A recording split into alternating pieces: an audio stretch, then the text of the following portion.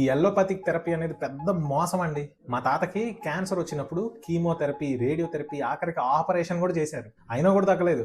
అయితే తర్వాత ఆ మూడ్ అయిపోయిన తర్వాత ఆయనకి హెర్బల్ ట్రీట్మెంట్‌కెళ్లారు. అసలు డైట్ ద్వారా అసలు క్యాన్సర్ మొత్తం క్యూర్ అయిపోయింది. ఆ డైట్ తర్వాత కూడా ఇంకొక 5 ఇయర్స్ బతికారు మా తాత.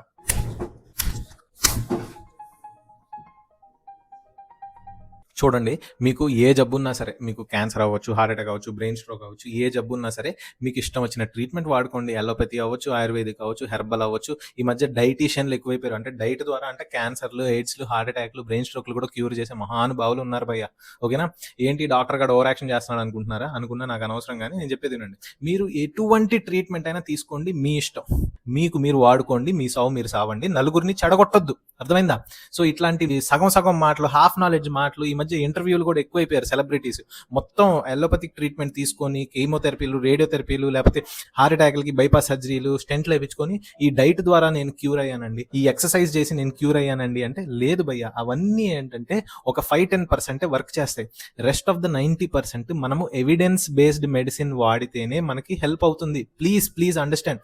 స్టీవ్ జాబ్స్ అని యాపిల్ ఫౌండర్, యాపిల్ ఫోన్లు వాడతారు కదా, so richest person in the world. ఆ టైంలో ఆయనకి ప్యాంక్రియాటిక్ న్యూరోఎండోక్రైన్ ట్యూమర్ వస్తే డాక్టర్లు బాబు ప్లీజ్ సర్జరీ చేయించుకోండి, సర్జరీ చేస్తే కనుక మీకు లైఫ్ ఎక్స్పెక్టెన్సీ పెరుగుతుంది, కొంచెం ఎక్కువ సంవత్సరాలు బతకొచ్చు అంటే లేదు నేను హెర్బల్ ట్రీట్మెంట్ తీసుకుంటాను, నేను డైట్ ద్వారా కంట్రోల్ చేస్తాను, నేను ఫాస్టింగ్ చేస్తాను, ఫాస్టింగ్ చేస్తే క్యాన్సర్ సెల్స్ అన్ని చచ్చిపోతాయి, దాని ద్వారా నేను క్యాన్సర్ని నేను జయిస్తానని చెప్పేసి ఆయన డాక్టర్ల మాట వినకుండా చివరికి డెత్ బెడ్లో చనిపోయే ముందు నేను తప్పు చేశాను భయ్య అని చెప్పేసి ఆయన ఫీల్ అయ్యి పాపం చనిపోయారు. ఖచ్చితంగా ఈ హెర్బల్ ట్రీట్మెంట్లు కానీ లేకపోతే ఈ డైట్లు కానీ ఇవన్నీ వర్క్ చేయొచ్చు, నేను కాదనట్లేదు. బట్ అవి ఎఫెక్ట్ చేసేది ఒక 5-10% ఉంటాయి. ఇంకొకటి వచ్చి మరి అలోపతిక్ ట్రీట్మెంట్లు అన్ని 100% క్యూర్ చేస్తున్నాయా క్యాన్సర్లు అంటే లేదు భయ్య. రీసెర్చ్ చేసి ఉన్న ఎవిడెన్స్ని బట్టి ఒకప్పుడు బ్లడ్ క్యాన్సర్ వస్తే చచ్చిపోయేవాళ్ళు, ఇప్పుడు బ్లడ్ క్యాన్సర్ వస్తే ఏంటి, normal life, bone marrow transplant చేసి నార్మల్ లైఫ్ బతుకుతున్నారు. ఒకప్పుడు ఈ బ్రెస్ట్ క్యాన్సర్ వస్తే చచ్చిపోయేవాళ్ళు, ఇప్పుడు ఎర్లీ స్టేజెస్లో మనం ఆ ట్యూమర్ని తీసేసామనుకోండి, నార్మల్ లైఫ్ బతకొచ్చు. అలా మల్టిపుల్ అడ్వాన్సెస్ వస్తున్నాయి భయ్య.